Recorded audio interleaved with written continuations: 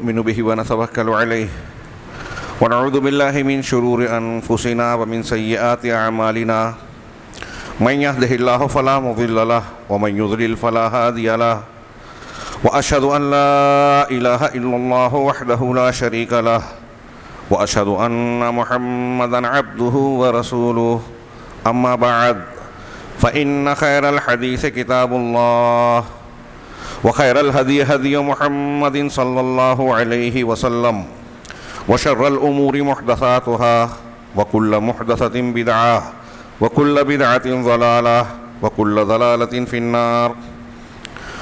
أعوذ بالله من الشيطان الرجيم. بسم الله الرحمن الرحيم. وما أرسلناك إلا رحمة للعالمين. وقال تعالى إنا أرسلناك شاهدا ومبشرا ونذيرا لتؤمنوا بالله ورسوله وتعزروه وتوقروه وتسبحوه بكرة وأصيلا. محترم حاضرین، ہم اور آپ غور کریں کہ اس دنیا میں، اس زندگی میں ہماری سب سے بڑی ضرورت کیا ہے؟ کون سی چیز ہے جسے تمام حاجتوں اور تمام ضروریات کے اوپر رکھا جائے گا؟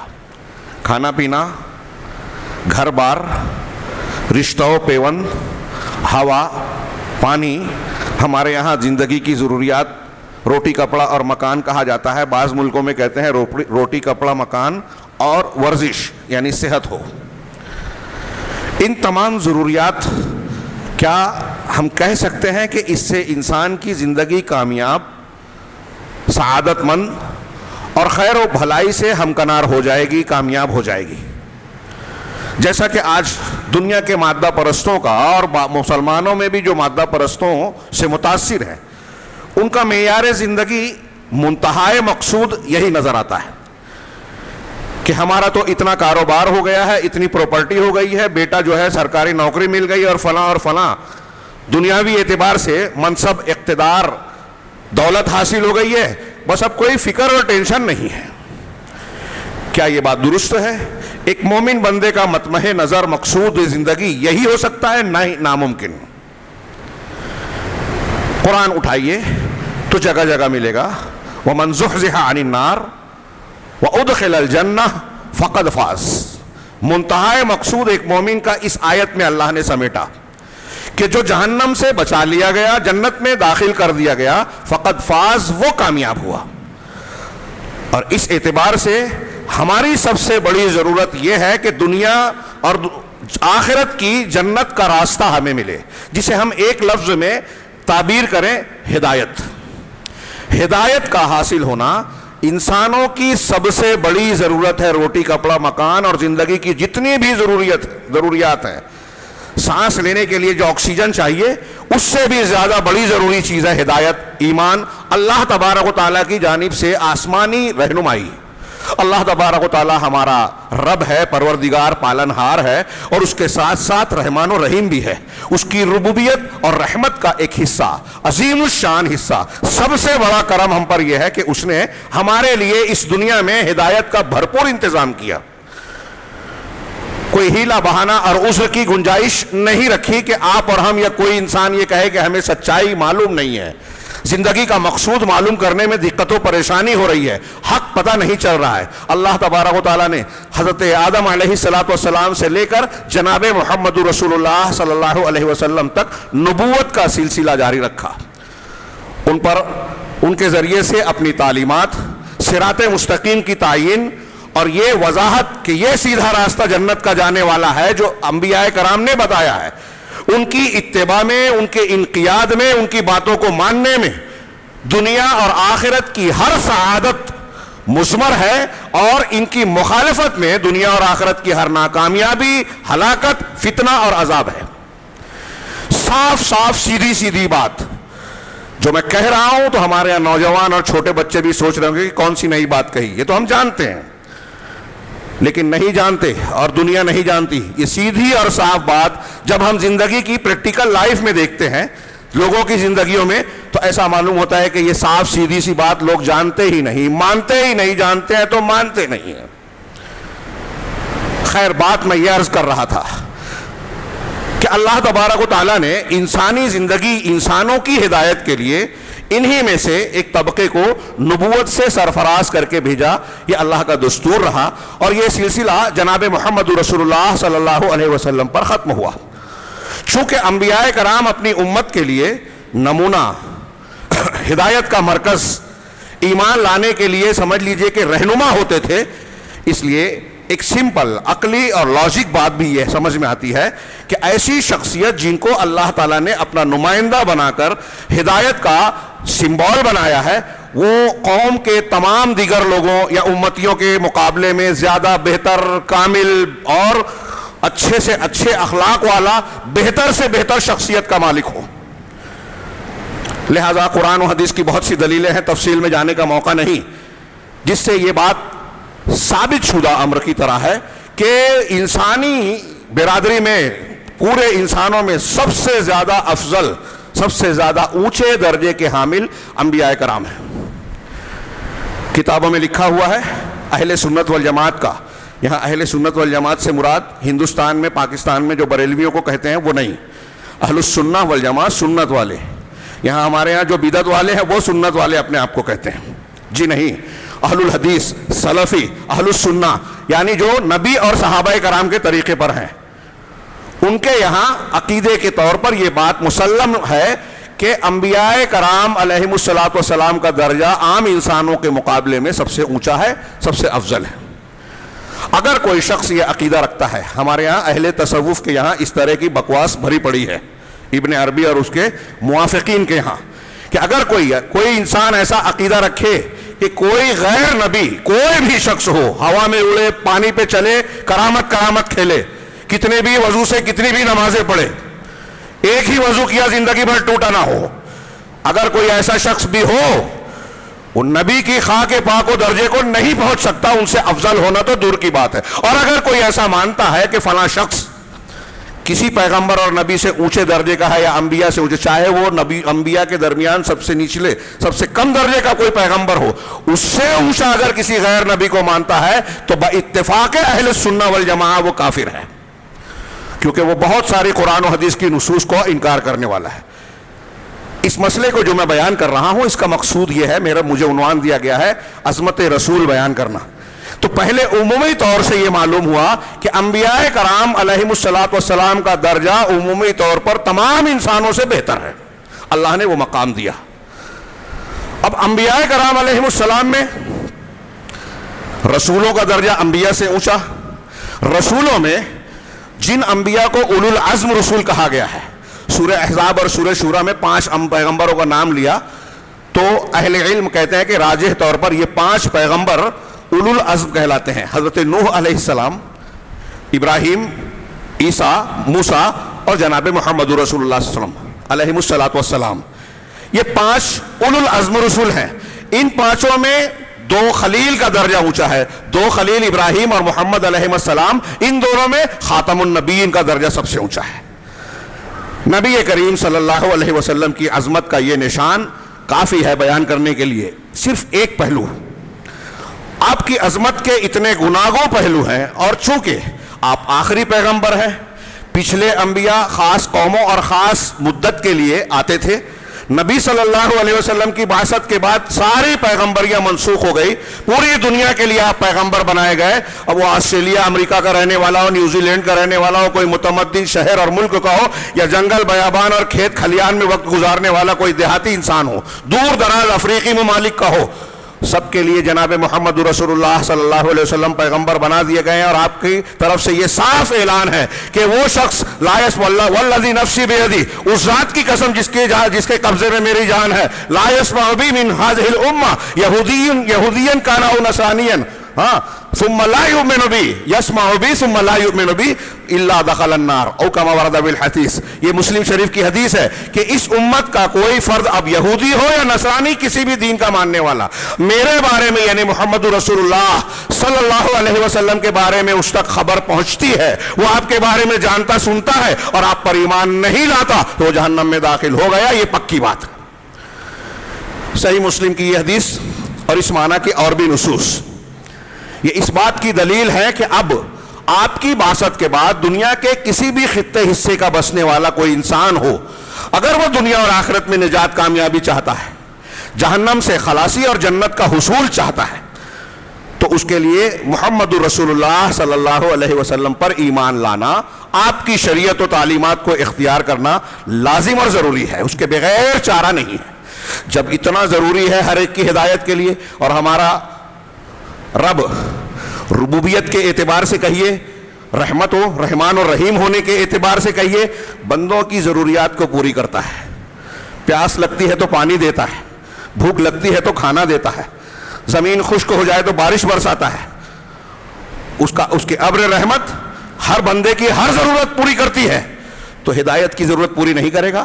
جب محمد رسول اللہ صلی اللہ علیہ وسلم پر ایمان لائے بغیر عرب عجم کا کوئی انسان جو ہے ہدایت ناکامیاب نہیں ہو سکتا، تو اللہ تبارک و تعالیٰ نے یہ اہتمام فرمایا کہ آپ کی نبوت کو اتنا واضح، آپ کی عظمت کے نشانات کو اتنا کھلا اور مبرہن کیا جائے کہ دنیا کا کوئی بھی انسان ہو، وہ سائنس لیبارٹری میں ریسرچ اور تحقیق کرنے والا ہو، یا کسی کھیت میں ہل چلانے والا اور مزدوری کرنے والا، کوئی حمالی کرنے والا عام انسان کیوں نہ ہو، ہر انسان کو تھوڑے سے مطالعے اور شعور کے ذریعے سے یہ معلوم ہو جائے کہ محمد رسول اللہ صلی اللہ علیہ وسلم سچے رسول ہیں، اور وہ لا الہ الا اللہ کی گواہی کے ساتھ محمد رسول اللہ کی گواہی دینے سے ہچکچائے نہیں، اس کو کوئی دل میں ہچکچاہٹ اور تردد نہ رہے کہ یہ غلط ہے۔ اب اللہ کے رسول صلی اللہ علیہ وسلم کا یہ پہلو علامہ ابن تیمیہ نے بیان کیا کہ چونکہ آپ کی نبوت عرب عجم اول و آخر پوری کائنات پوری دنیا کے لیے ہے، اور بغیر آپ پر ایمان لائے کسی کے لیے اب نجات ممکن نہیں ہے، اس لیے آپ کی نبوت، آپ کی شان اللہ تعالیٰ نے تمام انبیاء کے مقابلے میں زیادہ واضح، زیادہ مدلل رکھی، اور آپ کو جو معجزات، نشانیاں آپ کو حاصل ہوئی کسی اور کو نہیں حاصل ہوئی۔ عظمت رسول کا کون سا پہلو پیش کیا جائے؟ آپ کے دلائل نبوت، آپ کے اخلاق و شمائل، آپ کے فضائل، دنیا میں آخرت میں آپ کو جو امتیازات دیے گئے جس کو ہم خصائص کہتے ہیں، ان میں سے کسی ایک پر گفتگو کی جائے تو پورے سال بات ہو سکتی ہے، لیکن یہ ختم نہیں ہوگا۔ میں کوئی مبالغہ نہیں کر رہا ہوں، اس موضوع پر، ان موضوعات پر الگ الگ اہل سلف و خلف کے علماء نے موٹی موٹی کتاب لکھی۔ صرف امام بہقی دلائل النبوہ اور دلائل النبوہ کے نام سے ہمارے سلف کے علماء کی کم سے کم 17 کتابیں ہیں۔ امام بہقی کی دلائل النبوہ کے موضوع پر 4 موٹی جلدوں پر مشتمل کتابیں ہیں،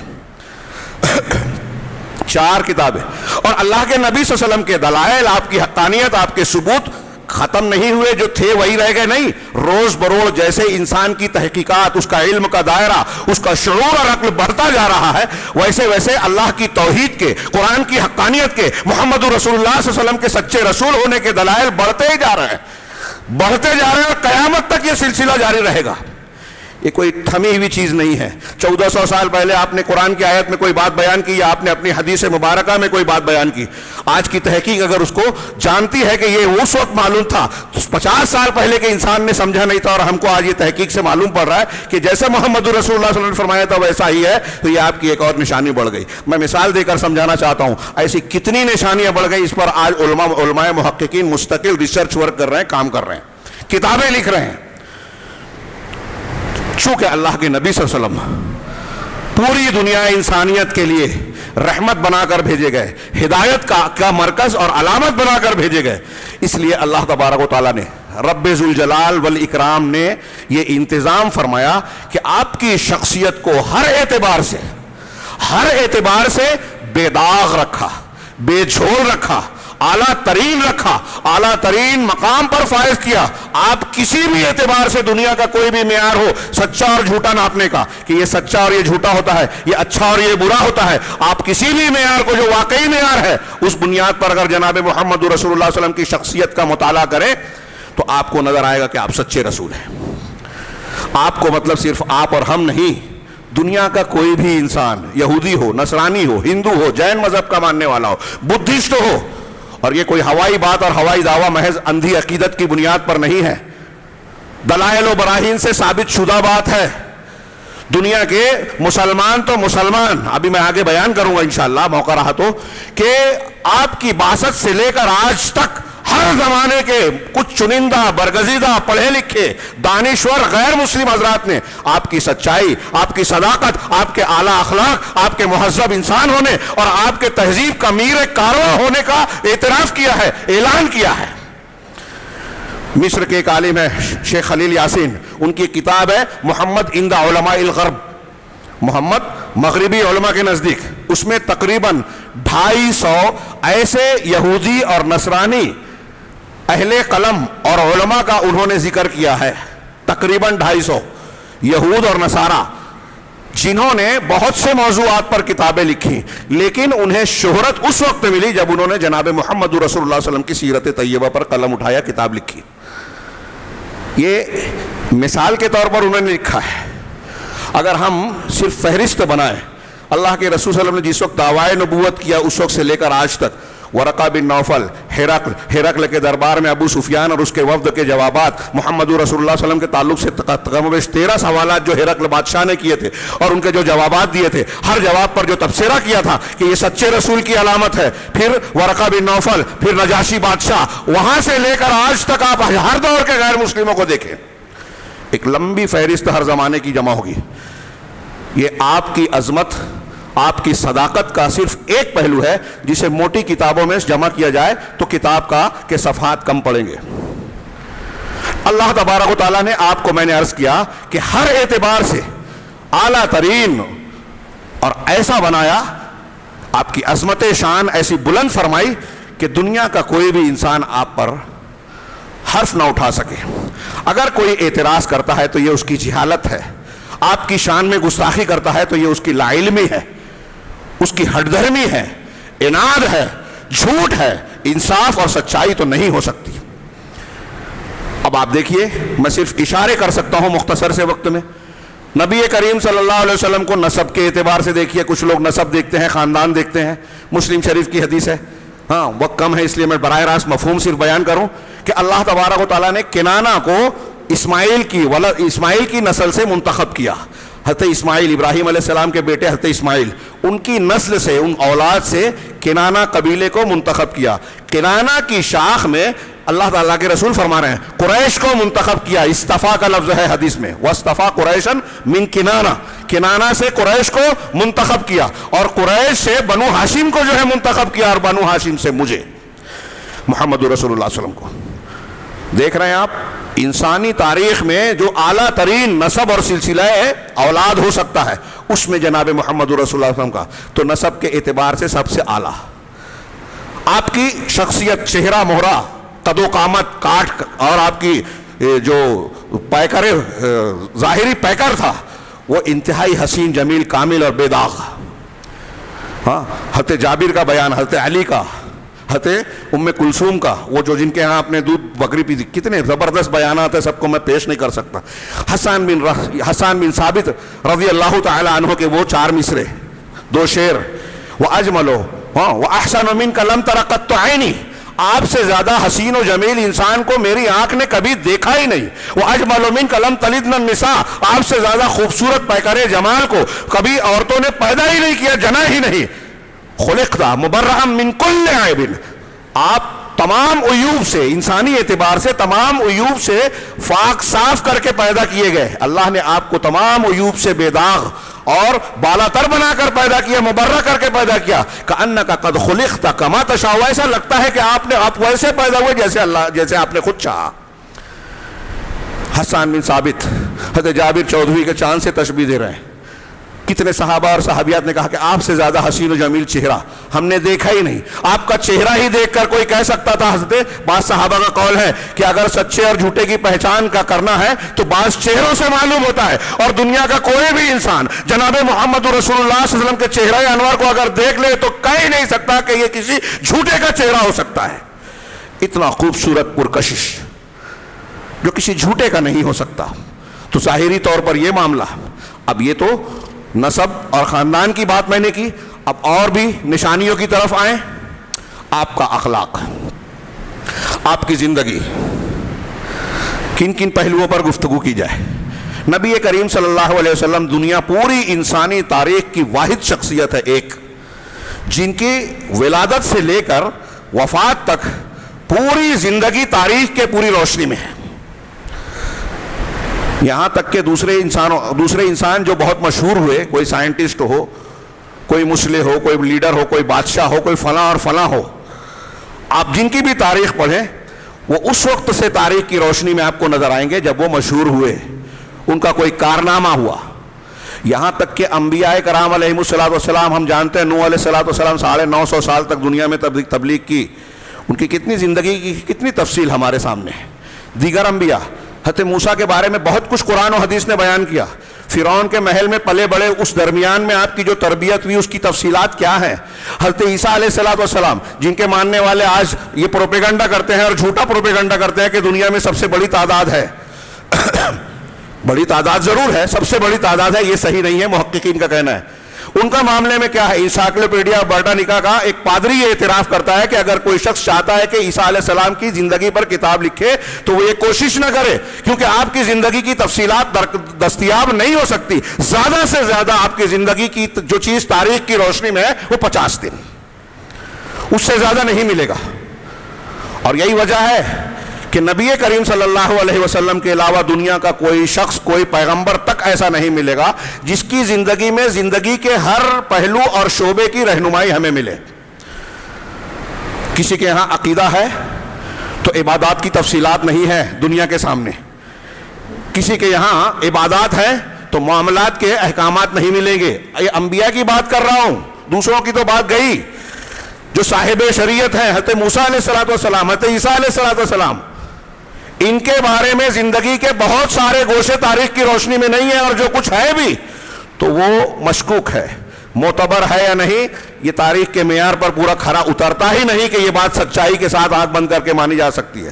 صرف جناب محمد رسول اللہ صلی اللہ علیہ وسلم کے بارے میں یہ بات کہی جا سکتی ہے. جرمنی کا ایک مستشرق گولڈ زہر جو اسلام مخالف مستشرق ہے، اس نے یہ اعتراف کیا کہ دنیا میں مسلمانوں کو یہ امتیاز حاصل ہے کہ اپنے پیغمبر کی تعلیمات اور حیات طیبہ کو محفوظ کرنے کے لیے ان لوگوں نے حدیث کا جو فن ایجاد کیا اور قرآن و حدیث کی روشنی میں ایجاد کیا، یہ میں حاشیہ لگا رہا ہوں، اور جو فن ایجاد کیا اس کے تحت انہوں نے 5 لاکھ راویان حدیث کے حالات زندگی اور تفصیلات کو محفوظ رکھا. یہ دنیا کے کسی اور قوم کے پاس نہیں ہے. اسی کی بنیاد پر مسلمانوں کے لیے یہ سہولت اور آسانی ہے کہ جناب محمد رسول اللہ صلی اللہ علیہ وسلم کی زندگی کے ہر پہلو کو، آپ کے ایک ایک فرمان اور احادیث کو پرکھ سکتے ہیں کہ یہ صحیح ہے، یہ ضعیف ہے، یہ قابل قبول ہے، یہ قابل رد. دنیا میں کسی انسان کو یہ خصوصیت حاصل نہیں ہے. یہ اللہ تعالیٰ نے انتظام کیا کہ جب آپ آخری نبی ہیں اور قیامت تک کے سارے انسانوں کے لیے آپ کو آپ کی شخصیت مرکز ہدایت ہے، تو آپ کی شخصیت اور تعلیمات کو زندہ رہنا چاہیے. قرآن کی حفاظت کی ذمہ داری اللہ تعالیٰ نے لی تو قرآن کے ساتھ ساتھ شرح قرآن، اللہ کے نبی صلی اللہ علیہ وسلم کی احادیث اور حیات طیبہ کو بھی محفوظ کیا. دونوں کو الگ نہیں کیا جا سکتا، جیسا کہ اللہ کے رسول کا فرمان ہے یہاں تک کہ حوض کوثر پر آ جائے. جو لوگ حدیث کو چھوڑ کر قرآن کو اختیار کرتے ہیں، وہ نبوت کو چھوڑ کر الوہیت کو ماننا چاہتے ہیں، لا الہ الا اللہ کو مان کر محمد رسول اللہ کو چھوڑنا چاہتے ہیں، وہ اسلام میں داخل ہوئے ہی نہیں ہیں، آگے کی بات ہی نہیں کی جا سکتی. یہ ایک پہلو نبی کریم صلی اللہ علیہ وسلم کا. اب آپ کے اخلاق کے اعتبار سے دیکھیے. میں صرف کچھ جملے نقل کروں گا مختصر سے وقت میں اور نتیجے کی طرف آؤں گا. آج اللہ کے نبی صلی اللہ علیہ وسلم، ہم اور آپ بہت بڑے مجرم ہیں. میں یہاں بیان کر رہا ہوں، آپ سن رہے ہیں، اور ہم میں یہاں بہت سارے لوگ ہوں گے جو کچھ میں کہہ رہا ہوں اس سے بہت زیادہ پڑھ چکے ہیں، سن چکے ہیں، جان چکے ہیں، مان چکے ہیں. لیکن ہماری زندگیاں آپ کی زندگی کا نمونہ پیش نہیں کر سکتی. ہاں پیش نہیں کرتی. ہم نے آپ کی نمائندگی نہیں کی. اس کی یہی وجہ ہے کہ گستاخی رسول کا سلسلہ جاری ہے. میں نے اس سے پہلے خطبہ دیا کہ ہم رو رہے ہیں. وہ فلاں رافضی، اس نے کتاب لکھی، نام میں لینا نہیں چاہتا، وہ اتنا قابل نہیں ہے کہ ممبر رسول سے اس کا نام لیا جائے، جو رسول کی شان میں گستاخی کرے. اور فلاں کا نام لے رہے ہیں. تریپورہ میں جو ہے اللہ کے رسول کی شان میں گستاخانہ نعرے لگائے گئے، ہم نے احتجاج کیا، اور یہ اسٹیج تیار کیا گیا مسلمانوں کو ورغلانے کے لیے. ان کو پتا ہے کہاں یہ بھڑکیں گے، بھڑکایا جائے، استعمال کیا جائے اور اپنے روٹی سیکی جائے مفادات کی. یہاں میں عرض کرتا ہوں کہ ہم نے بند کیا، ہم احتجاج کرتے ہیں، یہ شرعی طریقہ نہیں ہے. شریعت کے جو طریقے ہیں اور اللہ کے نبی صلی اللہ علیہ وسلم کے تعلق سے ہم پر عائد ہونے والے جو حقوق ہیں، ہم اس کو سمجھنا ہی نہیں چاہتے، ادا کرنا ہی نہیں چاہتے. کیا حقوق ہیں؟ اشہد ان محمد رسول اللہ بول دیا کافی ہے؟ اللہ کے رسول سے پر ایمان ہو گیا، محبت ہو گئی؟ جی نہیں. اہل علم نے بیان کیا کہ اس شہادت کی بنیاد دو چیزوں پر قائم ہے، ایک تصدیق اور ایک انقیاد. تصدیق اور انقیاد. اب اس کی تشریح کے لیے 2-3 خطبہ چاہیے اور 5 منٹ میں کیا بیان کروں. تصدیق، اللہ کے رسول نے جو کچھ بیان کیا ہے مان لینا. میری عقل میں نہیں آتی، سائنس والے یہ کہتے ہیں اور فلاں یہ کہتے ہیں، ہمارے مولوی صاحب کا، ہمارے امام صاحب کا، پیر صاحب کا تو یہ کہنا ہے، اب حدیث کے خلاف ہے تو پیر صاحب کی بات مانیں گے. آپ نے خود رسول کی قدم قدم پر گستاخیاں کی ہیں. میں نے پچھلے جمعہ کو بیان کیا مالیگاؤں میں کہ ہمارے یہاں ایسے کتنے لوگ ملیں گے جو کہیں گے ٹھیک ہے فلاں عمل رکوع کے وقت جاتے اور اٹھتے ہوئے، چونکہ یہ مشہور ہے ہمارے یہاں اہل حدیث اور احناف کے درمیان، اس لیے مثال میں دے رہا ہوں. ایسی بہت سی چیزیں ہیں کہ اللہ کے رسول کی سنت ہے، ٹھیک ہے ہم نے مانا، لیکن ہمارے امام کا طریقہ نہیں ہے، نہیں کر سکتے. آپ نے محمد رسول اللہ کہاں مانا؟ آپ کے انقیاد یعنی تابع داری. آپ نے اللہ کے رسول کو رسول مانا تو آپ کی ہر بات کو ماننا پڑے گا، تصدیق کرنی پڑے گی. جو خبریں دی ہے اس کی، جو حکم دیا، جو طریقہ بتایا، اس کو اختیار کرنا پڑے گا. سلو کما رأیتمونی اصلی جب آپ نے کہا تو یہ مذاق ہے کیا؟ جیسے مجھے نماز پڑھتے ہوئے دیکھا ویسے پڑھو. آپ کہتے ہیں نہیں، میں اپنے امام کو جیسے دیکھتا ہوں ویسے پڑھوں گا، اپنے پیر صاحب نے جیسے بتائی ویسے پڑھوں گا. آپ اللہ کے رسول کی بات مانتے ہی نہیں ہے تو گستاخ رسول ہوئے کہ نہیں ہوئے؟ آپ کی بات کو رد کرتے ہیں فلاں اور فلاں کے قول کی بنیاد پر، خواہشات نفس کی بنیاد پر، بدعات کو اختیار کرتے ہیں، سنتوں کو روز رہے ہیں. گستاخ ہوئے کہ نہیں ہوئے؟ بات تھوڑی سی پھیل رہی ہے. میں عرض یہ کرنا چاہتا ہوں، رسول اللہ صلی اللہ علیہ وسلم کی نشانات، عظمت کے دلائل ہم اگر چند % جان لیں، اپنی زندگی میں اس کو نافذ کریں، تو یہ جو گستاخی کرنے والی دنیا ہے نا، اگر کسی نے گستاخی ہٹ دھرمی ضد کی وجہ سے کی بھی تو اسی دنیا کے لوگ پیدا کر کے ان کی زبان کھینچیں گے کہ انسانیت کے سب سے بڑے محسن، انسانیت کے سب سے اعلیٰ پیکر کو تم جو ہے برا کہہ رہے ہو، تو تم اس لائق نہیں ہو کہ زندہ رہو. میں کہتا ہوں قرآن، حدیث، اجماع سے یہ ثابت ہے گستاخ رسول کو قتل کیا جائے. میں نے خطبے دیے، مضمون لکھے ہیں ماضی میں کہ عقلی طور دنیا کے قانون سے بھی یہ ثابت ہوتی ہے. یورپ کے قوانین میں بلاسفیمی ہے، ہمارے یہاں حتک عزت کے قوانین ہے. ہاں، ایک عام آدمی کی عزت کو آپ حرف کریں وہ حتک عزت کا دعویٰ کر سکتا ہے. تو محمد رسول اللہ صلی اللہ علیہ وسلم تو تمام انسانوں کے لیے دل کی دھڑکن ہے. ایک ریاست کی اگر بغاوت کی جائے، اگر آپ نے ہندوستان کے جھنڈے کی توہین کی تو آپ باغی کہلائیں گے، ہاں دیش دروہی کہلائیں گے، معاف نہیں کیے جا سکتے. مسلمانوں کے یہاں اسلامی حکومت، اسلامی ریاست وجود میں آتی ہے محمد رسول اللہ صلی اللہ علیہ وسلم کی تعلیمات کو ماننے سے. ریاست سے بڑی حیثیت محمد رسول اللہ کی ہے. لہذا کوئی رسول کی شان میں گستاخی کرے، آپ کے خلاف بغاوت کرے، اسے نہیں چھوڑا جا سکتا. گستاخ رسول کی سزا عقلاً، فطرتاً، قیاساً اور دنیا کے کسی بھی مذہب کے اعتبار سے قتل ہے اور ہونی چاہیے. یہ ہم باتیں کرتے ہیں لیکن ہم اتنے کھوکھلے ہو چکے ہیں، اتنے کمزور ہو چکے ہیں کہ ہم یہ باتیں کرتے ہیں تو مذاق بنتی ہے. کوئی سننے جاننے ماننے کے لیے تیار نہیں ہے. ہم بھی اپنے آپ کو جانتے ہیں کہ بے بس ہیں. یہ بے بسی کب دور ہوگی؟ کھوکھلا پن کب دور ہوگا؟ یہ علامہ ابن تیمیہ نے لکھا. محمد رسول اللہ کہنے کے بعد محمد رسول اللہ صلی اللہ علیہ وسلم کا انقیاد کرنا، آپ اپنے آپ کو پورا آپ کی دین کے اور تعلیمات کے حوالے کر دینا، دنیا اور آخرت میں ہر بھلائی اور ہر قوت کی بنیاد ہے. یہ ہم سمجھیں نہ سمجھیں، اللہ نے وعیدیں سنائی ہے. فَلْيَحْذَرِ الَّذِينَ يُخَالِفُونَ عَنْ أَمْرِهِ أَن تُصِيبَهُمْ فِتْنَةٌ أَوْ يُصِيبَهُمْ عَذَابٌ أَلِيمٌ. جو رسول کے حکم کی، آپ کی سنت کی، امر کی مخالفت کرتے ہیں، انہیں اس بات سے چوکنا رہنا چاہیے کہ ان کو فتنہ پکڑ لے یا دردناک عذاب پکڑ لے. اہل علم نے کہا فتنے سے مراد شرک، یا فتنے سے مراد دنیا کا عذاب اور عذاب علیم سے مراد آخرت کا. اللہ کے رسول کی سنتوں کی مخالفت کرو گے تو دنیا میں بھی عذاب ملے گا، آخرت میں بھی. صرف یہ قرآن کی ایک آیت ہمارے پورے مسلمانوں کے موجودہ حالات کی عکاسی کے لیے کافی ہے کہ کیوں ہم پیچھے مارے کوٹے لوٹے جا رہے ہیں، عزت تباہ ہو رہی ہے اور نہ جانے تار تار ہوتی ہے کیا کیا چیزیں. واپس پلٹوں میں، نبی صلی اللہ علیہ وسلم کی عظمت شان کو ہم نے جانا نہیں ہے. ہم بیان کرتے ہیں اخلاقیات کے اعتبار سے. والٹر ایک یورپی شخص فلسفی ہے، کہتا ہے کہ دنیا میں کوئی بھی انسان اپنے قریب کے لوگوں میں عظیم نہیں ہوتا. اپنے قریب کے لوگوں میں عظیم نہیں ہوتا. لوگ دور سے کسی کو ہیرو مانتے ہیں, بڑا آدمی مانتے ہیں, عظیم مانتے ہیں, لیکن جب قریب سے دیکھتے ہیں, خاص طور سے اس کی بیوی, اس کے قریبی دوست, اس کے رشتہ دار, تو ان کی نظر میں دور کی لوگوں کی طرح وہ عظیم نہیں رہتا. ابھی میں مالیگاؤں سے آیا ہوں, یہاں بہت سارے لوگ کہیں گے مولانا بہت اچھے ہیں. مالیگاؤں والوں سے ملیں گے تو میری بہت ساری برائیاں کریں گے, میرے عیب بتائیں گے. تو جو اچھا سمجھ رہے ہیں ان کو لگا رہے ہم نے تو ان کو سمجھا تھا, یہ تو ایسے ہی نکلے. یہ ہر انسان کے ساتھ, دنیا کے ہر انسان کے ساتھ کم و بیش, کسی کا کم کسی کا زیادہ, ایسا رہتا ہے. کوئی شخص اپنے قریبی لوگوں میں عظیم نہیں ہوتا, والٹر کہتا ہے. لیکن اس قاعدے سے تاریخ میں یا انسانی معاشرے میں صرف محمد صلی اللہ علیہ وسلم کی شخصیت مستثنا ہے. والٹر نے کہا ہے, میں نہیں کہہ رہا ہوں, کوئی مسلمان نہیں کہہ رہا ہے, ایک عیسائی کہہ رہا ہے کہ قریب کے لوگوں میں کوئی ہیرو نہیں ہوتا, عظیم نہیں ہوتا. محمد صلی اللہ علیہ وسلم کی بات الگ ہے. اب اس کی اس جملے کو اگر میں مثال کے طور پہ پیش کروں, آپ پڑھیے حضرت خدیجۃ الکبریٰ, آپ پڑھیے انس ابن مالک, آپ پڑھیے حضرت زید بن حارثہ رضی اللہ عنہم. حضرت خدیجہ پہلے سے 2 شوہروں کا تجربہ رکھنے والی, 15 سال آپ کی زوجیت میں رہنے کے بعد جب آپ نے پہلی وحی کے بعد کہا, بخاری کے وہ الفاظ سب کو یاد ہوں گے, خشیت علی نفسی, مجھے اپنے آپ پر خوف ہو رہا ہے اللہ کے نبی صلی اللہ علیہ وسلم کا. تو کیا کہا خدیجۃ الکبریٰ نے؟ ایک بیوی اپنے شوہر سے سب سے زیادہ قریب ہوتی ہے, اس کی اچھائی برائی کو جانتی ہے. اس نے کہا لا واللہ لا یخزیک اللہ ابدا, ایسا ہو ہی نہیں سکتا.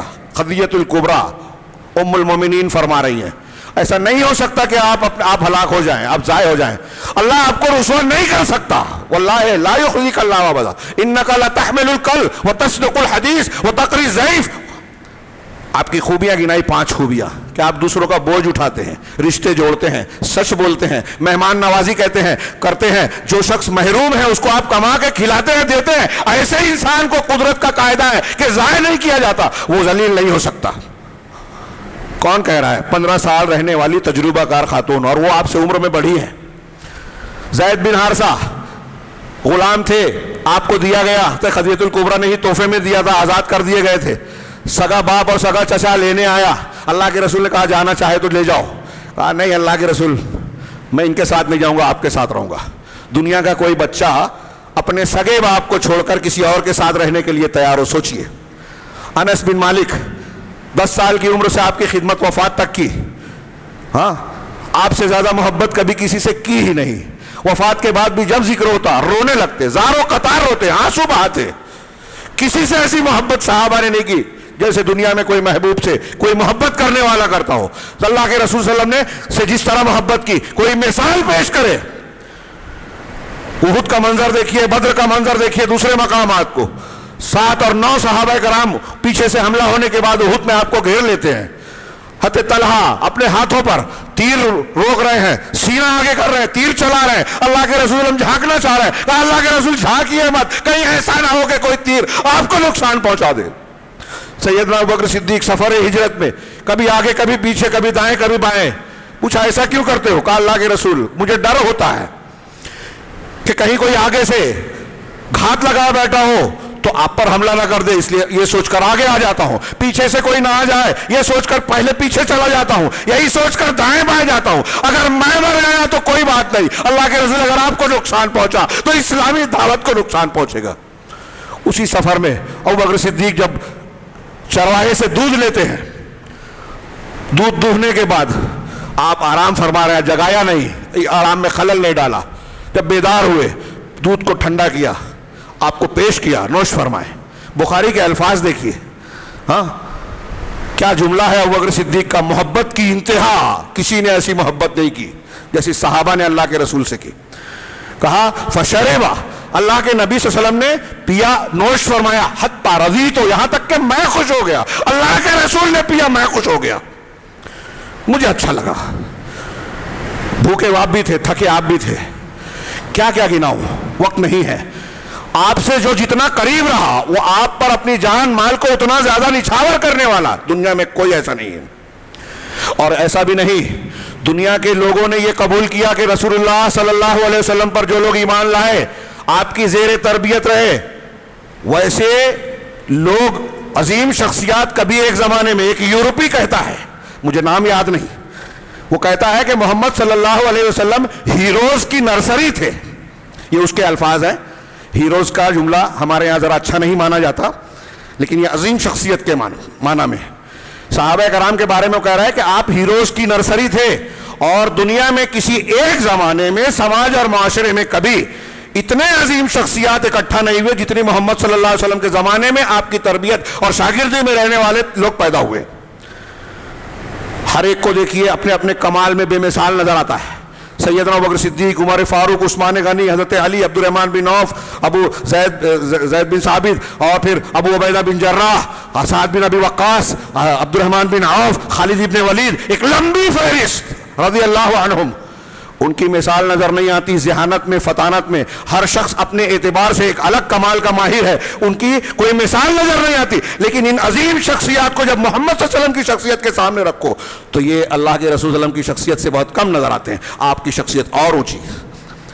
کتنی بڑی بات ہے یہ. ایک آدمی کچھ لوگوں کو کچھ دنوں کے لیے بے وقوف بنا سکتا ہے. میں اگر جھوٹ بول کے آپ کو دھوکہ دینا چاہوں تو دے لوں کچھ دن کے لیے، کچھ وقت کے لیے. کچھ دنوں کے بعد آپ کو میرا جھوٹ معلوم پڑ جائے گا، میں دھوکے باز ہوں یہ جان جائیں گے، ہاں مجھے بھگائیں گے، بے عزت کریں گے. لیکن سارے معاشرے کو اتنے ذہین ترین ابو بکر صدیق، عمر فاروق جیسے لوگوں کو، جن کے بارے میں دنیا یہ کہتی ہے کہ ویسے جنرل، ویسے حاکم دنیا میں پیدا نہیں ہوئے، اتنے ذہین لوگوں کو پوری زندگی کوئی بے وقوف بنا سکتا ہے کیا؟ آپ کے شاگردوں کی عظمت، کمال اللہ کے نبی صلی اللہ علیہ وسلم کی عظمت بتا رہی ہے. پھر آپ اس طریقے سے دیکھیے ایک اور پہلو، یہ میں دوسری طرف آ رہا ہوں، وقت نہیں ہے اس لیے، کہ آپ کے زندگی میں آپ کے اخلاق کریمانہ جامع الکمالات. جیسا کہ میں نے کہا کہ دنیا کا کوئی بھی انسان ایک بہت اچھا باپ ہے تو وہ اچھا منتظم نہیں ہے، بہت اچھا ٹیچر ہے تو اچھا لیڈر نہیں ہے، بہت اچھا لیڈر ہے تو اچھا باپ نہیں ہے. یہ بعض علماء نے لکھا سوائے محمد صلی اللہ علیہ وسلم کا. آپ محمد صلی اللہ علیہ وسلم کو کسی بھی پہلو سے دیکھیے، باپ کی حیثیت سے، شوہر کی حیثیت سے، بیٹے کی حیثیت سے، تاجر کی حیثیت سے، دوست کی حیثیت سے، سپہ سالار کی حیثیت سے، قائد کی حیثیت سے، عبادت گزار کی حیثیت سے، دوسرے اخلاقی اور دوسرے منصب کے اعتبار سے، جس روپ میں دیکھیے سب سے اونچے نظر آئیں گے، بے مثال نظر آئیں گے. اہل علم نے لکھا کہ کافر آپ کو امین و صادق و امین کہتے تھے. محمد احمد آپ کا نام تھا، اور کافر صادق و امین ایسا لگتا ہے کہ جیسے آپ کے نام کا عکس تھا. نبی کریم صلی اللہ علیہ وسلم پر اعتراض کرنے والوں نے جو اعتراض کیا بھی مخالفت میں، دشمنی میں، لیکن عہد رسالت سے لے کر ابو جہل، ابو لہب سے لے کر آج تک کسی کو یہ جرت نہیں ہو سکی کہ آپ کے اوپر جھوٹ کا الزام لگائے کہ آپ جھوٹ بولتے تھے. ہاں پورے مکہ سے جب آپ نے کہا کہ اگر میں کہوں ایک لشکر تم پر حملہ آور ہوا چاہتا ہے، کیا میری بات کو مانو گے؟ سب نے ایک زبان ہو کر، پورا کافر معاشرہ کہہ رہا ہے ما جربنا علیک کذبا، ہم نے آپ پر کبھی جھوٹ کا تجربہ کیا ہی نہیں. ہرقل کے دربار میں ابو سفیان نے جو سوال کیا گیا، نسب کیسا ہے؟ سب سے اعلیٰ. خاندان کیسا ہے؟ سب سے بہتر. جھوٹ بولا کبھی جھوٹ کا تجربہ نہیں کیا. لڑائیاں ہوئی، ہاں ایسا ایسا ہوا. کیسے اخلاق کے ہیں؟ امانت دار ہیں، سچے ہیں، ایسے ہیں. تعلیم کیا ہے؟ یہ ہے. ہرقل عالم بھی تھا، بادشاہ بھی تھا، اس کے تبصرے پڑھیے، ایک ایک جواب بتا رہا ہے کہ نبی صلی اللہ علیہ وسلم سچے رسول ہیں. یہ ہرقل غیر مسلم تھا. تو اللہ کے نبی صلی اللہ علیہ وسلم کو میں یہ عرض کرنا چاہتا تھا کہ اخلاقیات کے کسی بھی پہلو کو دیکھیے. مثال کے طور پہ سچ، اگر آپ اس کو دیکھیں گے اللہ کے رسول صلی اللہ علیہ وسلم کے اندر سچ کی خوبی کس درجے کی تھی، تو لگے گا، علماء نے لکھا کہ ایسا لگے گا کہ آپ دنیا میں آئے تھے سچائی کو اعلیٰ مقام تک پہنچانے کے لیے. دنیا میں اسی لیے آئے تھے. لیکن جب آپ امانت داری کو دیکھیں گے تو ایسا ہی لگے گا کہ امانت داری کو اعلیٰ مقام تک پہنچانے کے لیے آئے تھے. اب ان کو واقعات میں بیان کروں، 2-4 منٹ باقی ہے، تو کیا کیا بیان کروں؟ صرف اشارہ. آج مسلمان قوم ہمارے درمیان میں کسی سے قرض لے لیں، جھگڑے ہو جاتے ہیں، جاؤ وصول لو، پولیس اور کورٹ میں چلے جاؤ، جھگڑے چل رہے ہیں سالہ سال. کسی کا گھر لے لیا کرائے پہ، خالی نہیں کر رہے ہیں. یہ مسلمانوں میں ہو رہا ہے، غیر مسلموں کی بات چھوڑیے. اور ہمارا یہ اخلاق اب ان تک بھی پہنچ چکا ہے. میرا ایسا ماننا ہے کہ اگر جناب محمد رسول اللہ صلی اللہ علیہ وسلم کے اخلاق پر ہم عمل کرنے لگے نا تو ہم تو آپس میں تو یہ مسائل نہیں رہیں گے. غیر مسلم اور پولیس والے بھی کہیں گے کہ مسلمان محمد صلی اللہ علیہ وسلم کو ماننے والے ہوتے ہیں، وہ کسی کو دھوکہ نہیں دے سکتے. ہم واقعہ پڑھتے ہیں، سناتے ہیں. شب ہجرت جو لوگ آپ کو قتل کرنے کے لیے ہر قبیلے کا نمائندہ ننگی تلوار لے کر کھڑا ہے، آپ حضرت علی کو کہہ رہے ہیں کہ یہ انہی مکہ والے قبائل کے لوگوں کی امانتیں میرے پاس ہیں، ان کو لوٹا دینا. جو مارنے آئے ہیں، قتل کرنے آئے ہیں، ان کی امانتوں کو لوٹا رہے ہیں. یہ ہمارے پیغمبر کا کردار، امانت داری کا یہ اعلیٰ معیار. اب بہادری دیکھیے، حنین کے محاذ پر دیکھیے. مدینہ میں جب چیخ سنائی دی رات کو گھروں سے جو نکل رہے ہیں، تو محمد رسول اللہ صلی اللہ علیہ وسلم کو دیکھا کہ گھوڑے پر سوار ہو کر اندھیرے سے واپس لوٹ رہے ہیں. کہا گھروں میں سو جاؤ، کوئی بات نہیں ہے. جب لوگ دیکھ لے نکل رہے ہیں، وہاں اس وقت اللہ کے رسول خطرے کے مقام سے واپس لوٹ رہے ہیں. بہادری میں آپ کی کوئی مثال نہیں، شجاعت میں آپ سے بڑھ کر کوئی نہیں. سخاوت، مسلم شریف کی روایت ہے کہ ایک عربی دیہاتی اسلام لایا، اللہ کے رسول نے پوری وادی بھری ہوئی تھی، بکریاں دے دی. وہ اپنے قبیلے کے لوگوں کو جا کے کہہ رہا ہے لوگوں محمد صلی اللہ علیہ وسلم پر ایمان لے آؤ، وہ ایسے سخی آدمی ہیں، ایسے شخص ہیں، اس طرح خرچ کرتے ہیں کہ انہیں ختم ہونے کا ڈر ہی نہیں ہے. سخاوت میں بے مثال. حیا، شرم، طاقت قوت مل جانے کے بعد دشمن کو، جو شدید دشمن ہے، اس کو معاف کر دینا فراغ دلی سے. یہ آج ہمارے یہاں بھی نہیں ملتا. باپ بیٹا، بیٹا بھائی، بھائی بھائی کو معاف کرنے کے لیے تیار نہیں ہے. ہمارے یہاں جھگڑے ہیں، سالہ سال چل رہے ہیں. بہن کے آنا جانا نہیں ہے، بہن کا ہمارے گھر آنا جانا نہیں ہے.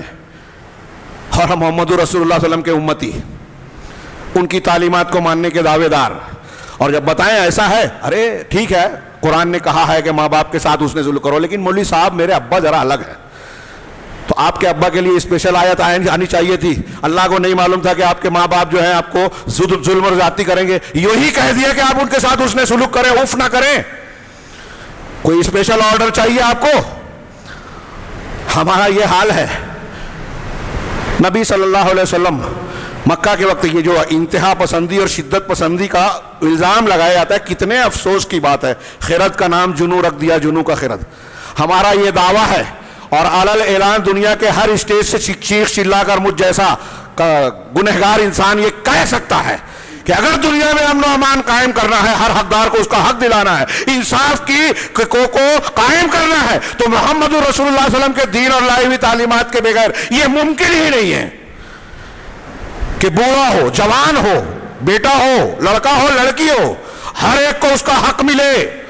آج کوئی دنیا جمہوریت اور فلاں حکومت کا آج اونچے اونچے میٹھے میٹھے دعوے ہیں، اقوام متحدہ کے حقوق انسانی کے دعوے اور دنیا کے بڑے بڑے نعرے اور دعوے دیکھیے، صرف اوراق پر سیاہی کی شکل میں ہے. دنیا کے کسی ملک میں لوگوں کی جان، مال، عزت محفوظ ہی نہیں ہے. بے روزگاری بڑھ رہی ہے، پریشانیاں بڑھ رہی ہیں، عزتیں لٹ رہی ہیں. عورتوں کو جو استحصال کا سامان بنا دیا گیا، بیچنے اور خریدنے کا سامان بنا دیا گیا، اور اس پر فخر کیا جا رہا ہے کہ یہ آزادی ہے. آزادی نہیں، یہ آوارگی ہے. جس آوارگی نے بہت سارے سماجی، اخلاقی اور جسمانی مسائل پیدا کیے، بیماریاں بڑھائی ہیں، اور اس میں پوری دنیا جونج رہی ہے. ان مسائل کا حل محمد رسول اللہ صلی اللہ علیہ وسلم کی تعلیمات میں ہے، جنہوں نے شرم و حیا کی تعلیم دی، حقدار کو حق دینے کی تعلیم دی، بچوں کو، عورتوں کو، ماں باپ کتنے بھی بوڑھا ہو جائے اس کو اولڈ ایج ہوم میں نہ ڈالا جائے، اس کی خدمت کر کے جنت حاصل کی جائے، یہ حکم دیا ہے.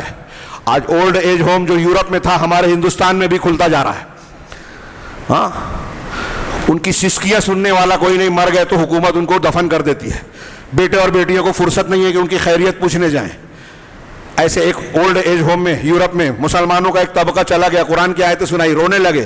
ایک بوڑھا انسان کھڑا ہو کے کہنے لگا کہ تم نے قرآن حدیث کی، قرآن کی یہ تعلیمات ہم کو 40 سال لیٹ پہنچائی ہے. پہلے بتا دیا ہوتا تو ہم یہاں سڑتے نہیں، روتے سی سکتے نہیں. تم نے بہت دیر کر دی، اور ہم سب دیر کر رہے ہیں، ہم سب دیر کر رہے ہیں. محمد رسول اللہ صلی اللہ علیہ وسلم کے عظمت کے نشانات آپ کے خصائص میں، آپ کے اخلاق میں. یہ میں نے عرض کیا. مولانا آزاد کی ایک عبارت پیش کروں. وہ کہتے ہیں کہ مظلومی میں صبر طائف میں دیکھیے آنکھیں چھلک جاتی ہیں. جو شخص ہدایت کے لیے لوگوں کو پہنچانے گیا، نہیں مانا، آپ نے کہا کہ ٹھیک ہے مت مانو، بخاری وغیرہ کی روایت ہے. نہ ماننا ہے مت مانو، کم سے کم مخالفت نہ کرو. کیسی مخالفت کی طائف والوں نے؟ لہو لہان کر دیا، زخمی کر دیا. پڑھیے تفصیل، موقع نہیں ہے، میں تردد میں ہوں کہ کیا چھوڑوں کیا بیان کروں. تو مظلومی میں صبر، معاملات میں راست بازی، قوت و اختیار مل جانے کے بعد معاف کر دینا، درگزر سے کام لینا، اور مقابلے میں عزم اور ہمت کے ساتھ ڈٹے رہنا. یہ تاریخ انسانی کے مولانا آزاد لکھتے ہیں کہ تاریخ انسانی کے وہ نوادر ہیں جو کسی ایک شخصیت میں آپ کو اکٹھا نہیں ملیں گے سوائے محمد رسول اللہ صلی اللہ علیہ وسلم کے. اور اس پر مولانا مہر آگے اضافہ کرتے ہیں کہ یہ چیزیں اللہ کے نبی صلی اللہ علیہ وسلم کی حیات طیبہ میں ابتدا سے انتہا تک پوری زندگی میں ملتی ہے.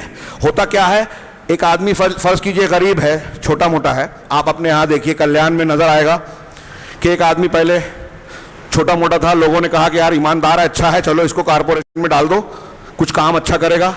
اب وہ جھوپڑے سے دوسرے ہی سال میں جو بلڈنگ میں آ جاتا ہے نا, اور لوگ سمجھتے ہیں کہ ٹھیک ہے اب کارپوریٹر بن گیا, یہ ہو گیا تو اس کا حق ہے. اللہ کے نبی, بلکہ اللہ کے نبی صلی اللہ علیہ وسلم کے ماننے والوں کا حال الٹا تھا. ہاں, ابوبکر صدیق, عمر فاروق, یہاں تک کہ پانچویں خلیفہ جن کو کہا جاتا ہے عمر بن عبدالعزیز, پہلے ٹھاٹ بھاٹ اور شان سے رہتے تھے, دولت میں رہتے تھے, اچھا لباس پہنتے تھے, حکومت ملی تو غریب ہو گئے. الٹا, آج بالکل الٹا ہوتا ہے. اللہ کے نبی صلی اللہ علیہ وسلم کا معاملہ کیا تھا؟ ام المومنین حضرت عائشہ کہتی ہیں کہ 2 مہینہ ہو جاتا تھا آپ کے گھر میں سوداوین پانی اور کھجور کے علاوہ کچھ ہوتا ہی نہیں تھا کھانے پینے کے لیے. ایسا کئی بار ہوا کہ مہمان آ گیا, گھر میں کچھ نہیں. ہم میں کوئی اتنا غریب ہے کیا؟ ام المومنین کہتی ہیں عورت آئی, اپنی گود میں 2 عورتوں بچیوں کو لے کر 3 کھجوریں تھی, دے دی, ایک دونوں بچیوں کو دی, ایک خود کھانے لگی. بچیوں نے اپنی چٹ کر لی, اس کے بعد ہاتھ پھیلا دیا, اپنی کھجور کو آدھا کر کے دے دیا. کوئی اتنا غریب ہے؟ حضرت عائشہ کہتی ہے کہ اس سے زیادہ میرے پاس تھا بھی نہیں. اللہ کے رسول کو بتایا تو آپ نے کہا کہ اس عمل کی وجہ سے اللہ نے اس کو جہنم سے آزاد یا جنت میں داخل کر دیا. نبی کریم صلی اللہ علیہ وسلم چٹائی پر, کھجور کی چٹائی پر سوتے, پیٹھ پر نشان آ جاتے. یہ ایسا نہیں تھا کہ مکہ کی زندگی میں تھا, حکومت بننے سے پہلے تھا, حکومت مل جانے کے بعد آپ نے ٹھاٹ باٹ محل بنا لیا ہو, دولت کما لی ہو, پراپرٹی بنا لی ہو. جی نہیں, آپ کی پوری زندگی ایسے ہی تھی. گھر میں سونا بھی آ گیا, بھول گئے تھے, فوراً نکل کے صدقہ و خیرات کر دیا. ہاں, کبھی ابوبکر صدیق, عمر فاروق, ابو ہریرہ رضی اللہ عنہ, ان کے بیانات پڑھیے, 2 وقت متواتر کھانا نہیں کھایا. آپ کی زندگی کی سادگی پوری زندگی میں قائم رہی. اس کا مطلب دنیا کی کوئی لالچ نہیں تھی, لوگوں کی ہدایت کے لیے بے قرار تھے. لقد جاءکم رسول من انفسکم عزیز علیہ ما عنتم حریص علیکم بالمؤمنین رؤوف رحیم. یہ پروردگار آسمان والے کی, عرش والے کی گواہی ہے کہ تمہارے پاس تمہاری ہی جنس کا رسول آیا. وہ انسان تھے, نور نہیں تھے. قرآن کہہ رہے ہیں من انفسکم, تمہارے ہی جنس کا رسول آیا. عزیز علیہ ما عنتم, تم کو اگر کوئی تکلیف نقصان پہنچتا ہے تو یہ ان پر بہت دشوار ہے, شاق ہے, ان کو تکلیف ہوتی ہے. حریص علیکم, تمہارا بھلا چاہتے ہیں, دنیا کا بھی آخرت کا بھی بھلا چاہتے ہیں. اللہ کے نبی صلی اللہ علیہ وسلم نے فرمایا نا, مسلم شریف کی حدیث ہے کہ میری اور تمہاری مثال ایسی ہے جیسے ایک شخص نے آگ جلائی, پروانے اس میں گرے جا رہے ہیں, وہ ان کو روک رہا ہے. ایسے ہی تم لوگ ہو, جہنم میں گرے پڑ رہے ہو, میں تمہاری کمر اور پشت پکڑ کر روک رہا ہوں, لیکن تم میرا ہاتھ چھوڑا کر اس میں گرنا چاہتے ہو. آج بھی محمد رسول اللہ صلی اللہ علیہ وسلم کے ہاتھ, آپ کی تعلیمات آپ کا ہاتھ بن کر ہمیں جہنم سے روکنا چاہتی ہے, لیکن ہم ماننے کو تیار ہے ہی نہیں. ہمارے پاس نوجوانوں کو فرصت نہیں ہے. دین کی طرف آتے ہیں تو فلاں الٹے سیدھے لوگوں کی طرف بھاگتے ہیں. کوئی جاہل علامہ پیدا ہو گیا, اس کے لائک اور کرنے والے لوگ ہیں, اس کے پیچھے چلنے لگے. اللہ کے نبی صحابہ کرام کی عظمت کو پہچانا ہی نہیں, ان کی تعلیمات کو علماء سے جانا ہی نہیں, اور گمراہیوں کا شکار ہو رہے ہیں. وقت ختم ہو چکا اور زائد ہوگا, بہت سارے لوگوں کو تکلیف ہوگی, لیکن میں جو عظمت رسول بیان کرنا چاہتا تھا, ابھی اس کے کئی عظیم الشان اور انتہائی اہم پہلو باقی ہیں. آپ کا اخلاق کا میں نے پیش کیا, آپ کی سچائی کی نشانیوں میں سابقہ کتابوں میں جو آپ کے بارے میں بیان کیا گیا, وہ ایک کتاب ہے, ایک لمبا چوڑا عنوان ہے. آپ کی جو پیشین گوئیاں ہیں, ماضی کی خبریں, آپ امی تھے, اور نوح علیہ السلام کی باتیں, دیگر انبیاء کی تفصیلات, تعلیمات پیش کر رہے ہیں. کوئی اہل کتاب یہ نہیں کہہ سکا کہ آپ کی یہ بات غلط ہے. معمولی بات ہے. ماضی کی خبریں, مستقبل کی خبریں جن کو ہم پیشین گوئیاں کہتے ہیں, وہ کئی طریقے کی ہیں. ایک وہ جو آپ نے اپنے زندگی میں کیا, جیسے بدر کی رات آپ نے کہا کہ کل فلاں یہاں فلاں شخص پچھاڑا جائے گا, کل یہاں فلاں مارا جائے گا. جہاں آپ نے بتایا کہ ابو جہل یہاں مارا جائے گا, اتبا یہاں مارا جائے گا, وہیں مارے گئے. کوئی چھوٹی بات نہیں ہے. یہ اللہ کے رسول کی طرف سے اللہ کی تائید ہے, اللہ کی طرف سے اللہ کے رسول کے حق میں تائید ہے کہ دیکھو یہ سچے ہیں, جیسا بول رہے ہیں ویسا. جھوٹے نبوت کا دعوے دار مرزا غلام احمد قادیانی کو پڑھیے، جتنی پیشین گوئی کی سب غلط ثابت ہوئی. یہ اللہ کی طرف سے اظہار ہے کہ یہ جھوٹا ہے. یہ رب کا ربوبیت کا انتظام ہے. تو آپ نے جو کل کے بارے میں کہا، سال 2 سال کے بعد کی باتوں کے بارے میں کہا، ہاں پھر آپ کئی سالوں کے بعد کے لیے جو آپ نے کہا، جیسا آپ نے کہا ویسا واقع ہوا. اپنی حیات طیبہ کے بعد جو بیان کیا، صحابہ میں اختلاف ہوگا، حضرت حسن حسین کے بارے میں، خلافت کے بارے میں، اختلافات کے بارے میں، فرقے اٹھیں گے، خارجی پیدا ہوں گے، وہ ایسے ایسے ہوں گے، امت میں اتنے فرقے بنیں گے، فرقے بنتے جا رہے ہیں، بن گئے، یہ گمراہیاں آئے گی. پچھلی امتوں نے اپنے انبیاء کی قبروں کو مسجد بنایا، تم مت بنانا. لیکن آپ نے کہا کہ جیسے یہود و نصارہ نے کیا، اس امت کے لوگ ہو بہو ایسے ہی چلیں گے. آج ہم دیکھ رہے ہیں یہود و نصارہ نے جو کیا تھا مسلمانوں میں ایسے لوگ ہیں جو وہ سارے کام کر رہے ہیں آپ کے بتا دینے کے باوجود. شرک ہے، کفر ہے، قبر پرستی ہے، بزرگ پرستی ہے، تفرقہ ہے، اختلاف ہے، مسلک پرستی ہے. اللہ اور رسول کو چھوڑ کر سب ماننے کا مادہ ہے. تو یہ پیشین گوئیاں آپ کی ثابت ہو رہی ہے. اب درمیانی قیامت کی نشانیوں کے طور پر، خبروں کے طور پر ہم دیکھ رہے ہیں کہ آپ نے جو کہا ہوتی جا رہی ہے، اور قیامت تک سورج کے مغرب سے نکلنے اور دنیا کے فنا ہونے تک آپ کی ہر خبر صحیح ثابت ہوگی. یہ آپ کی سچائی کے نشانات بڑھتے جا رہے ہیں. یہ بشارتیں، آپ کے معجزات، ان معجزات میں سب سے عظیم معجزہ قرآن. اب صرف اس کو بیان کروں تو کئی گھنٹے ناکافی ہیں. قرآن بذات خود ہدایت ہے، ہدایت کی دلیل ہے، حقانیت ہے، حقانیت کا نشان ہے، اور قیامت تک زندہ رہنے والا رسول اللہ صلی اللہ علیہ وسلم کا معجزہ ہے. ایسا زندہ معجزہ کسی اور نبی کو نہیں ملا. پھر نبی کریم صلی اللہ علیہ وسلم کے معجزات شق کے قمر ہے، چاند کا ٹکڑے ہو جانا، معراج کا سفر. آپ کے جو اختصاصات ہیں تشریعی احکامات میں، پچھلے انبیاء کے مقابلے میں آپ کو کئی ایسی چیزیں دی گئی جو پچھلے انبیاء کو حاصل نہیں تھی. ہاں یہ آپ کے اختصاصات، آپ کی عظمت اور آپ کے فضائل میں شامل ہونے والی چیز ہے. دنیا میں آپ کو بہت سارے جو ہے فضائل ملے، آخرت میں آپ کو شفاعت کبریٰ، ہاں سب لوگوں کی، پوری کائنات کے لوگوں کی، پوری انسانوں کی شفاعت کبریٰ جو ہوگی وہ جناب محمد الرسول صلی اللہ علیہ وسلم کو اجازت ملے گی، کسی نبی کو نہیں ملے گی. آپ سب سے پہلے جنت میں دروازہ کھٹکھٹائیں گے. ہاں اور آپ کو دوسرے بہت سارے فضائل اور مناقب حاصل ہیں. ان ساری فضائل اور خصوصیات میں کچھ اور بھی اہم باتیں پیش کرنا چاہتا تھا کہ آپ کو اللہ کے نبی صلی اللہ علیہ وسلم نے جو اللہ تعالیٰ نے جو عظمت کے نشانات دیے ہیں، ان میں آپ دیکھیں کہ آپ کی حیثیت اور مقام دنیا میں کسی کو حاصل نہیں ہے. جو حیثیت شرعی اعتبار سے، یہ آخری بات کہہ کے بات کو ختم کرتا ہوں، کہ جو شرعی اعتبار سے جو آپ کو مقام دیا گیا، قرآن کہتا ہے ما آتاکم الرسول فخذوہ وما نہاکم عنہ فانتہوا. جو بھی رسول تمہیں دے دے لے لو، جس سے منع کر دے رک جاؤ. یہ اس معنی کی اور آیت لقد کان لکم فی رسول اللہ اسوۃ حسنہ سب کو یاد ہے. اللہ کے رسول کی ذات میں تمہارے لیے بہترین نمونہ ہے. اب عقیدہ وہی اختیار کرنا ہے جو رسول نے دیا، عبادت ویسے ہی کرنی ہے جو رسول نے کیا، معاملات حلال حرام، اخلاقیات، بیوی سے تعلقات، بچوں کے حقوق، ماں باپ کے حقوق، جو اللہ کے رسول نے بتایا وہ ہمارے لیے نمونہ ہے. ہمارے لیے اس کی نقالی اور پیروی کرنی ہے. قرآن کی یہ آیت اور ایسی کئی آیتیں کہہ رہی ہے. اللہ تبارک و تعالیٰ نے کہا کہ رسول کی اطاعت اللہ کی اطاعت ہے. اللہ تعالیٰ نے کہا قل ان کنتم تحبون اللہ فاتبعونی، اگر تم کو اللہ سے محبت ہے تو معیار ہے کہ رسول کی اتباع کرو. اب یہ مقام میں عرض کرنا چاہتا ہوں، اللہ کے رسول صلی اللہ علیہ وسلم کی عظمت کا یہ انتہائی اہم پہلو کہ یہ مقام جو اللہ تعالیٰ نے رسول اللہ صلی اللہ علیہ وسلم کو دیا ہے، یہ دنیا کے کسی شخص کو، یہاں تک کہ کسی پیغمبر کو بھی اب حاصل نہیں رہ گیا. سن رہے ہیں آپ؟ ہاں لوگوں تک یہ جملہ، یہ پیغام پہنچائیے. ہمارے مسلمان جاننے کو تیار نہیں ہے اللہ کے رسول کی بات آنے کے بعد باپ دادا کی بات ماننا، اللہ کے رسول صلی اللہ علیہ وسلم کی سنت ثابت ہو جانے کے بعد پیر صاحب کی، امام صاحب کی، فلاں بزرگ کی بات کو مان کے رسول کی حدیث کو رد کر دینا، یہ نہیں چلے گا. یہ عذاب کو دعوت دینے کی بات ہے قرآن و حدیث کے مطابق.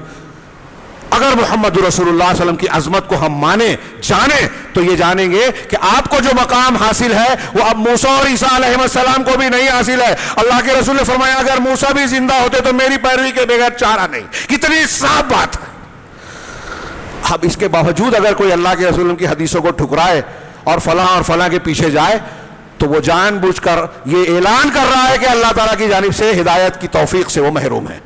اللہ کے نبی صلی اللہ علیہ وسلم کی عظمت کے اور بھی کئی پہلو ہیں، ہاں، کہ اللہ تعالیٰ نے اپنے نام کے ساتھ آپ کا نام جوڑا، ہر اذان میں اپنے شہادت کے ساتھ رسول کی شہادت کو جوڑا. ہاں، الم نشرح لک صدرک پڑھیے، والضحیٰ واللیل اذا سجا پڑھیے، والضحیٰ واللیل اذا سجا پڑھیے، انا اعطیناک الکوثر پڑھیے. اور قرآن کی روشنی میں آپ دیکھیں گے کہ قرآن اللہ کے رسول اللہ کی سیرت طیبہ کو بیان کر رہا ہے، عظمت کو بیان کر رہا ہے. قرآن، حضرت عائشہ نے کہا کہ کانا خلقہ القرآن، اللہ کے رسول کا اخلاق قرآن کا ہی نمونہ ہے. اس اعتبار سے قرآن سیرت رسول کی کتاب ہوئی.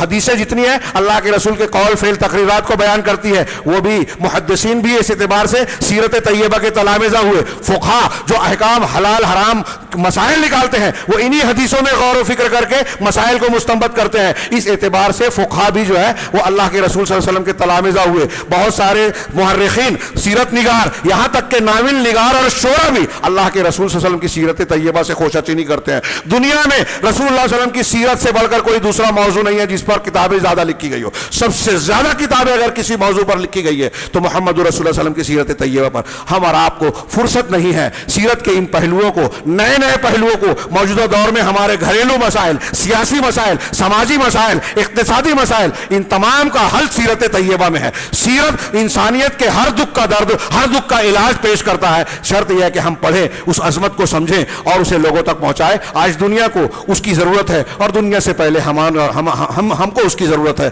ضروری ہے کہ ہم اشہد ان محمد رسول اللہ کو سمجھیں، اللہ کے نبی صلی اللہ علیہ وسلم کی عظمت کو، آپ کے مقام کو، اللہ تعالیٰ نے جو آپ کو حیثیت دی ہے شرعی اعتبار سے، اس کو سمجھ کر اسے قبول کریں. اللہ تعالیٰ ہمیں صحیح ایمان کو سمجھنے اور اسے اختیار کرنے کی توفیق عطا فرمائے، اسی پر قائم رہنے کی توفیق دے، اسی پر موت دے اور اس کے ذریعے سے دنیا اور آخرت میں ہر قسم کے فتنے اور عذاب سے پروردگار ہمیں محفوظ رکھے. اقول قولی ھذا واستغفر اللہ لی ولکم سائر المسلمین وصلی اللہ علی نبینا محمد. بارک اللہ لنا ولکم فی القرآن المجید ونفعنا وإیاکم بالآیات والذکر الحکیم. انہ تعالی جواد کریم ملک بر رؤوف رحیم.